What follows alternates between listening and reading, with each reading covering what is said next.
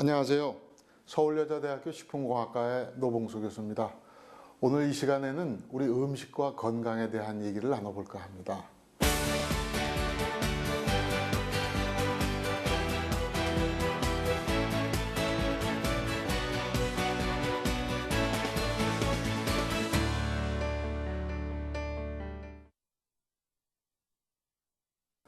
우리는 왜 음식을 먹는 것일까? 처음에는 이제 살기 위해서 먹고 또 어느 정도 시간이 지나니까 좀 건강을 위해서 또 먹다가 최근에 와서는 이제 병을 예방할 목적으로까지 이렇게 이르렀습니다. 자, 우리가 음식을 먹을 때 그러면 어떤 음식이 좋은 음식일까? 그런 생각들을 많이 하실 거예요. 영양가가 풍부한 음식을 좋은 음식이라고 하시는 분들도 계시고, 신선한 음식이다, 아니면 비싼 음식이다, 아니면 유기농 음식이다, 이렇게 얘기들을 많이 하시는데, 저는 좋은 음식이다 하면 우리가 소화가 잘 되는 음식이다 라고 얘기할 수가 있겠습니다. 아무리 영양가가 풍부하고 몸에 좋은 그런 음식이라 하더라도 우리 몸 안에서 흡수가 잘 되어야지, 흡수가 되지 않으면 아무런 의미가 없죠.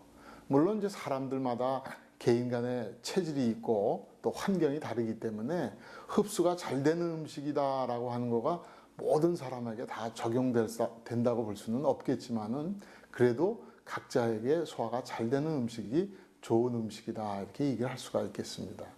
우리가 음식을 먹으면 우리 몸 안에서 이제 소화가 되고, 소화가 되지 않은 것들은 이제 몸 바깥으로 배설이 되어지는데, 이 소화가 된 음식들이 우리 몸에서 이제 흡수가 돼서 우리 사람들의 건강과 또 생명을 유지하는 데 아주 중요한 역할들을 하고 있죠.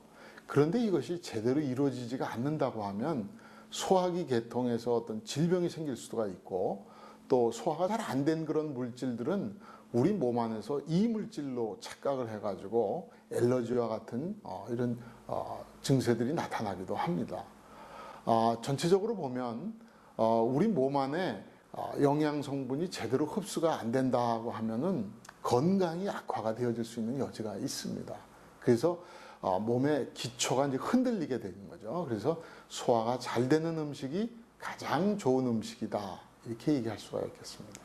또 우리 식품 가공을 하는 측면에서 보면은 발효식품이라고 하는 된장과 같은 그런 것들이 있는데, 이런 것들은 미생물이나 효소들에 의해서 상당 부분이 분해가 돼서 일종의 이제 소화가 되어진 상태인데, 그러다 보니까 이제 단백질이나 또 여러 가지 맛성분들도 나오고 우리 몸에 유용한 생리활성 물질들도 많이 함유가 되어져 있죠.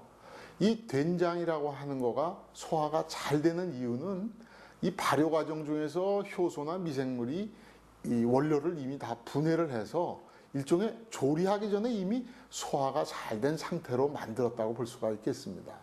또 된장 속에 있는 여러 가지 생리활성 물질들은 가열을 하더라도 많이 파괴가 되지 않는 그런 특징이 있습니다.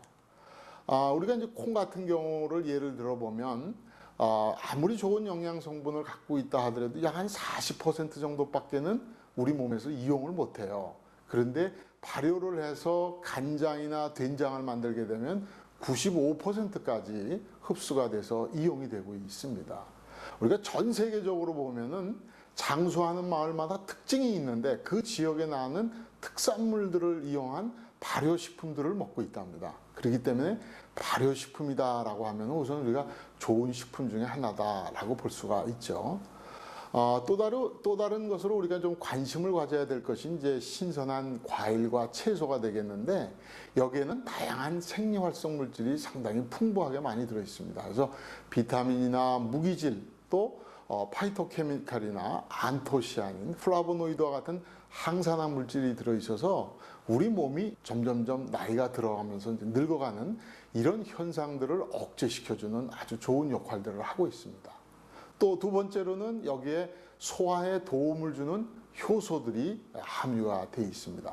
이 효소라고 하는 것은 우리 몸에서 소화를 도와주는 그런 기능을 해주는 것인데, 우리 체내에서는 무한정으로 만들어지는 것이 아니거든요. 나이가 들면서 점점 이런 것을 만드는 능력들이 떨어집니다.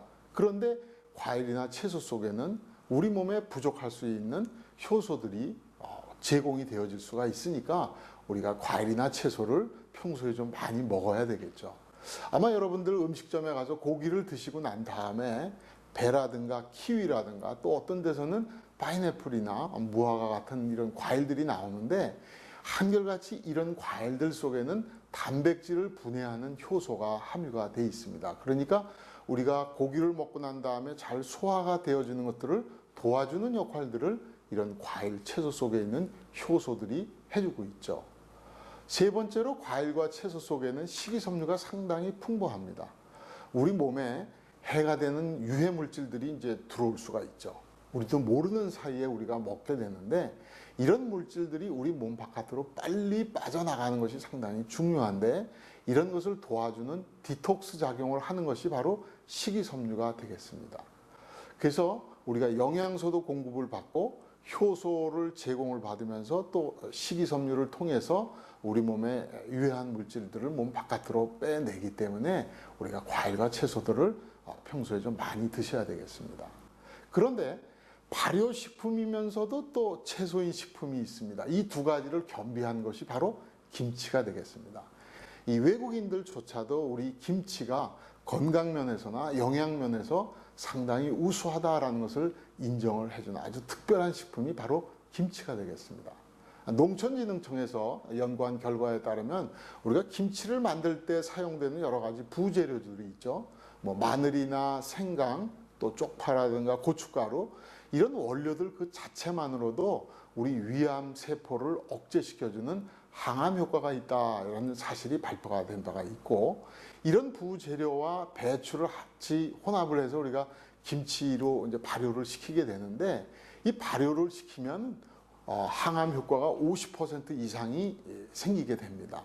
우리가 보통 이제 위암 환자들이 많이 먹는 항암제로 이제 시스플라틴이라고 하는 약을 쓰는데 이 약이 위암 세포를 억제시켜 주는 것이 보통 한 79% 정도를 억제를 시켜 주는데 약도 아닌 식품이 발효된 김치를 먹는 것만으로도 거의 50%에 육박하는 효과를 보여준다. 이건 대단한 일이죠.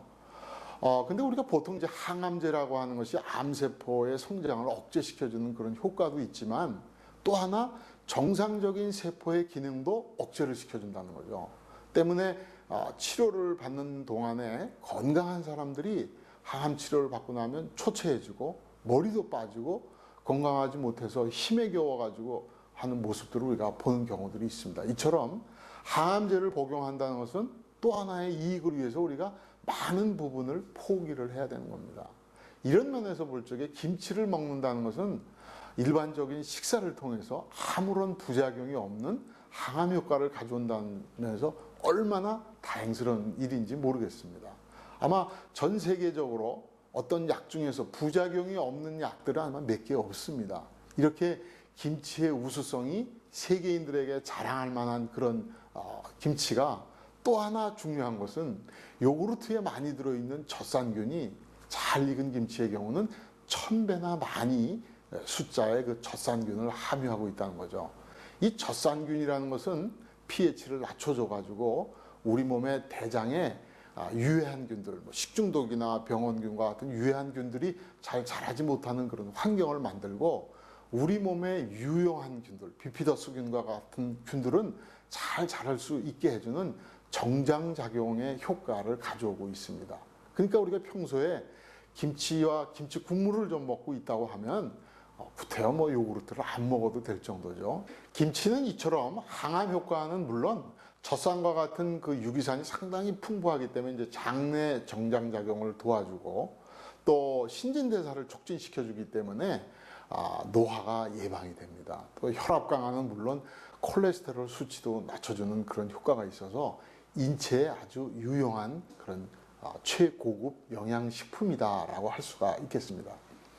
우리 조상들은 대대로 우리 자연과 조화를 이루어 왔기 때문에 그 속에서 우리 신체 시스템도 제철 음식을 먹을 때 가장 건강해질 수 있다. 이런 점들을 우리가 한번 생각을 해본다면 요즘에는 이제 제철에 상관없이 여러 가지 음식들을 먹고 있어서 본의 아니게 우리 몸이 스트레스를 받고 있는지도 모르겠다. 이런 생각이 들기도 합니다만 우리가 오랜 기간 밖에 나가서 보면 김치나 고추장을 좀 막 먹고 싶어서 운동선수들이나 운동선수 아닌 사람들도 그런 마음들이 간절해진데, 이럴 때 우리가 김치를 먹으면 왠지 힘이 불끈 나는 것, 이런 것들은 바로 이 김치나 고추장 이런 것들이 우리 몸에 잘 조화를 이루고 있다, 이렇게 볼 수가 있겠습니다.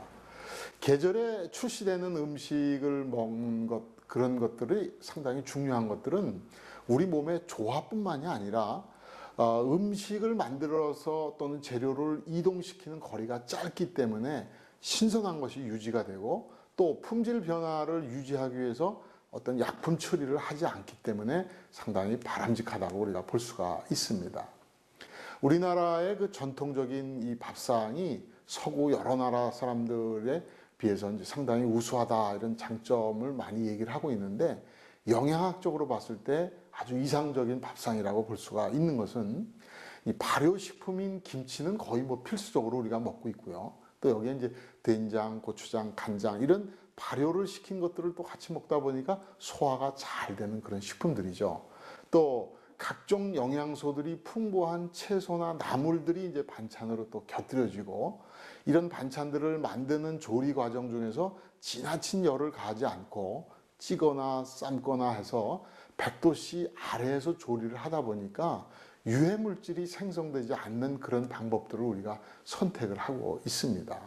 이렇게 좋은 음식들을 먹고 있는데, 여기에 곁들여서 또 채소뿐만 아니라 우리가 뭐 미역이나 김 이런 식이섬유가 풍부한 것들을 먹는데, 소화가 잘 되는 것도 상당히 중요합니다만 안 좋은 물질들을 몸 바깥으로 배설하는 것도 상당히 중요하기 때문에, 이런 우리가 먹고 있는 음식들이 이런 것들을 잘 구성을 해주고 있죠. 그렇기 때문에 이것이야말로 가장 좋은 음식이고 우리 건강의 지혜를 삼을 수 있는 음식이라고 할 수가 있겠습니다.